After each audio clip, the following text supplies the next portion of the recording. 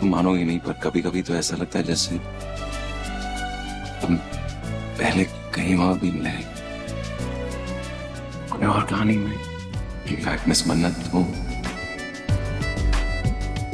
मेरी मन्नत हो, सिर्फ मेरी।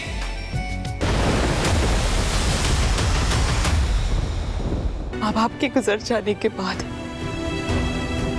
मैंने ही उसकी परवरिश की थी। उसने मुझसे जो मांगा ना मैंने उसे दिया, कभी मना नहीं किया। उसके सपने बहुत बड़े थे, उसे गरीबी पसंद नहीं थी, इसीलिए मैंने सोचा कि वो अच्छा पढ़ेगी लिखेगी तो आगे बढ़ेगी। लेकिन ये क्या, आगे बढ़ने के जुनून में वो इतनी बेसुध हो गई कि सही गलत का फर्क भूल गई। जब उसने मन्नत को पैदा करके छोड़ दिया था ना, मुझे उससे नफरत हो गई थी। मुझे पता था कि वो एक अच्छी माँ नहीं है, लेकिन उसमें इंसानियत भी मर चुकी है, ये नहीं पता था मुझे, ये नहीं पता था। मुझसे ही चूक हुई है, बहुत बड़ी गलती हुई है अपनी बहन को पहचानने में।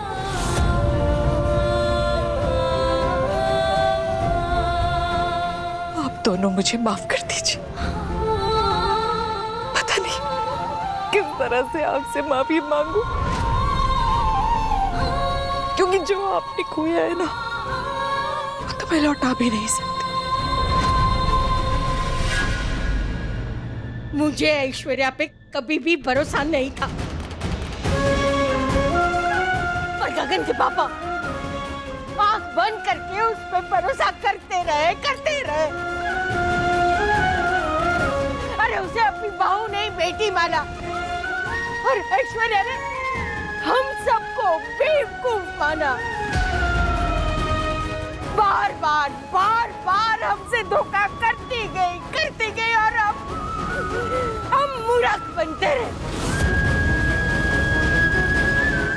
आंटी जी, ऐश्वर्या ने सिर्फ आपको धोखा नहीं दिया है, हमें भी दिया है। यहाँ पर हम सबकी पीठ पे छुरा घोंपा है उसने। रॉनी भाई साहब और विक्रांत ने तो उसके लिए क्या कुछ नहीं किया। हम सलूजाज ने उसे अपने परिवार का हिस्सा माना, यहाँ तक कि उसकी इस बेटी के साथ हमने विक्रांत की शादी की, इसे हमने अपनी घर की बहू बनाया। लेकिन इसे देखिए कितनी बेशर्म है, अपने ही दादाजी को मारने के बाद इसके चेहरे पे तो शिकन तक नहीं है। कितने आराम से रह रही है, कितने आराम से जी रही है, जैसे कि कुछ हुआ ही नहीं। अरे मैं तो कहती हूँ, क्या पता कल को नींद में मुझे या यहाँ पर हम में से किसी को भी मार देंगे। ये तो कुछ भी कर सकती है।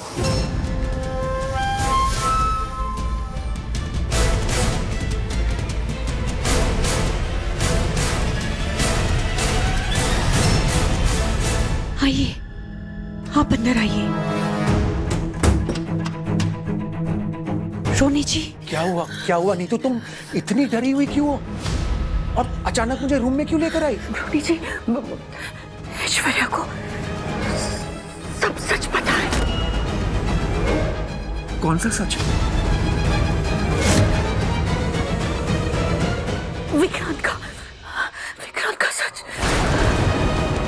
तुम्हें पता है, मैंने जब वो गोली की आवाज सुनी थी ना, मैं बहुत डर गया था। ऐसा लगा जैसे एक सेकंड में मेरे दिल की धड़कन रुक गई है। अपने दिल का और भी ज्यादा अच्छे से ख्याल रखिए, क्योंकि अब आपका ये दिल मेरा है। फिल्मी बट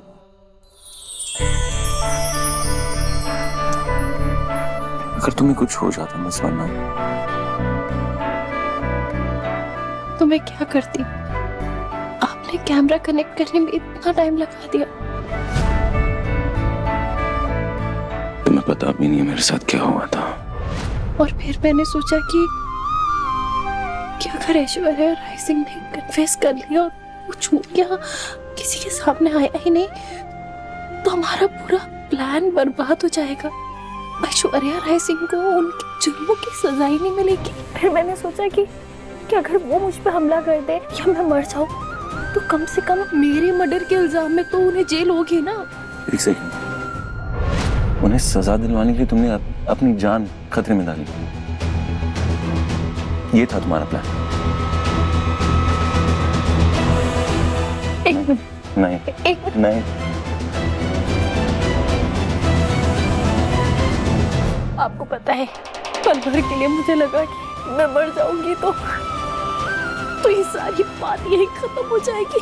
कम से कम ये लड़ाई मुझ तक खत्म हो जाएगी। किसी और की जान को कोई खतरा नहीं होगा, कोई और नहीं मरेगा। मैं थक गई हूँ ऐश्वर्या राय सिंह की नफरत से लड़ते लड़ते थक गई हूँ मैं। और अगर आज भी वो जीत जाती तो मेरी हिम्मत ही टूट जाती। ये लड़ाई कभी खत्म नहीं होती।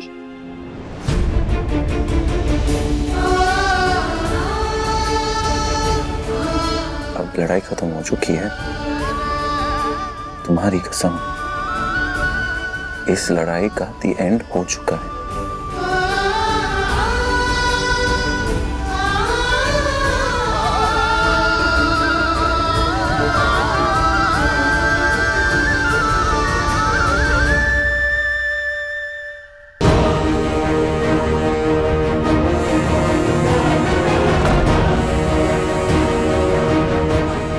आपने बाहर पता किया कि ऐश्वर्या ने गगन भाई साहब से कुछ कहा है क्या? कुछ बताया उन्हें?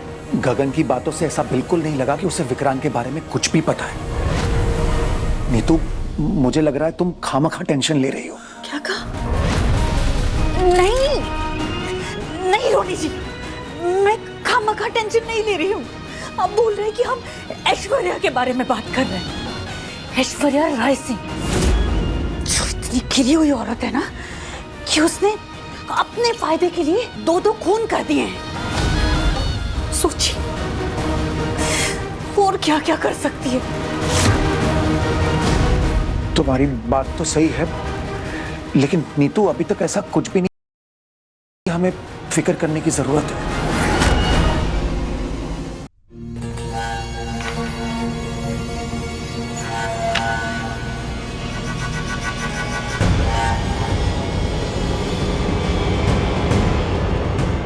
थैंक्स मोनिका, अब तुम इस घर में रह सकती हो, लेकिन अगर तुमसे एक और गलती भी हुई ना मल्लिका, तो अपने सर छुपाने की जगह भी खो दोगी तुम। बेटा विक्रांत, तुमने जो कुछ हमारे लिए किया उसके लिए थैंक यू। और हमारी वजह से ये जो कुछ तुम्हारे साथ हुआ उसके लिए हम रियली सॉरी बेटा। नहीं नहीं अंकल, प्लीज प्लीज ऐसे मत कहिए आप ऐसे मत कहिए। मुझे पता है, मैं बहुत अच्छे से समझता हूँ इस वक्त आप और दादी किस दौर से गुजर रहे हैं, लेकिन ये आपके बेटे का घर है, आपका घर है, कोई फॉर्मेलिटी नहीं। और आपके मन में ऐसे ख्याल भी आएंगे तो मत आने दीजिएगा। विक्रांत, पता है तुम्हारा दिल बहुत बड़ा है।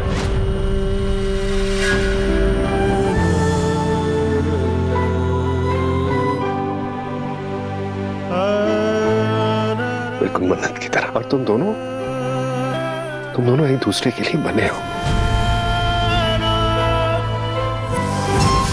मैं बस ये चाहता हूं कि तुम साथ रहो और खुश रहो।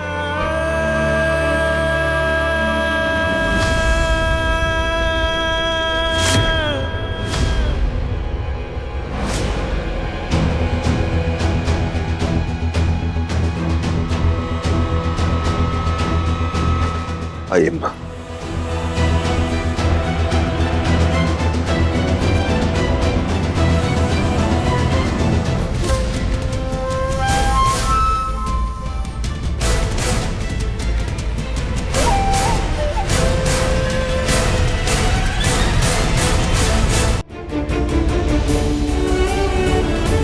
सॉरी चाची, सॉरी। मुझे पता है तुम क्या सोच के परेशान हो रही मिस मन्नत, तो मुझे तुम्हारा मूड ठीक करना होगा। आंटी, मुझे आपसे कुछ पूछना है।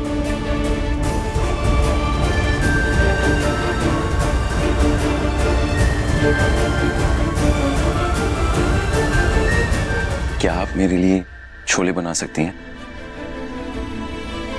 अगर आपको परेशानी ना हो तो।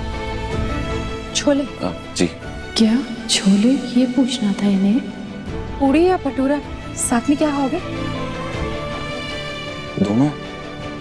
ठीक है।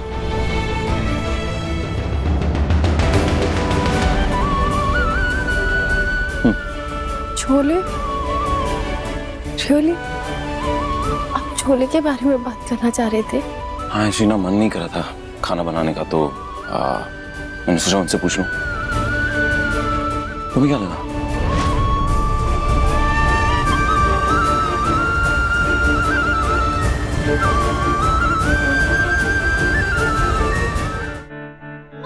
ऐसे में ना कितनी स्ट्रॉन्ग परफ्यूम लगाई है।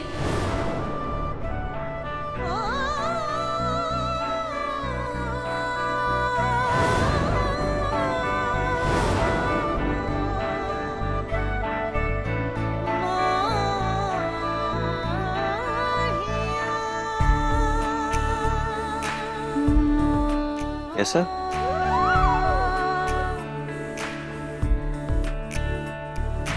मैं ना छोटे लोगों से बात नहीं करती।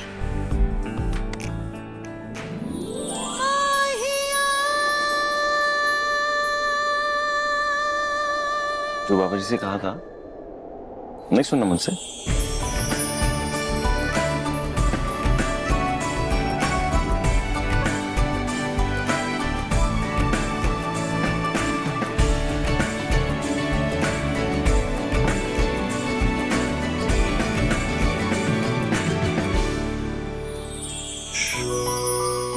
चलो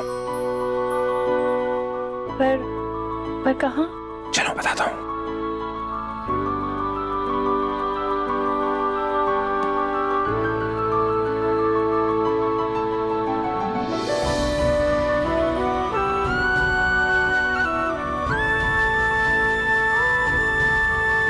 स्लोली स्लोली, बस बस बस बस बस बस बस। आंखें खोलो।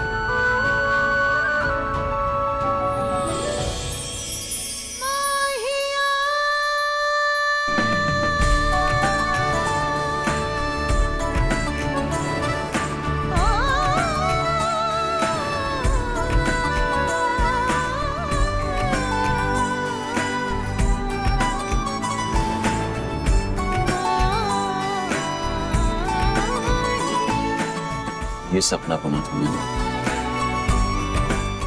तुम्हें बताए बिना हमारे होने में, अपने होने का, अपने इस घर में अपनी दुनिया बसानी है। तुम्हारे साथ वक्त नहीं, पूरी जिंदगी बितानी है मुझे।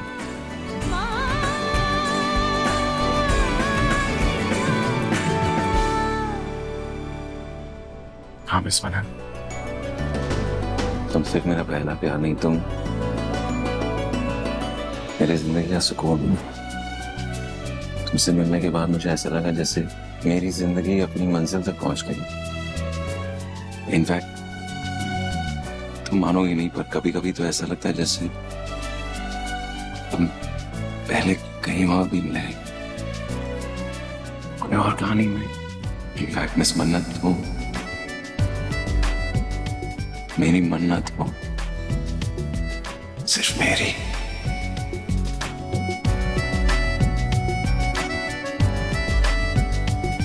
कुछ कहोगे नहीं? नहीं, मुझे कुछ नहीं कहना। पक्का? हाँ पक्का, मुझे बहुत काम है, मैं जा रही हूँ।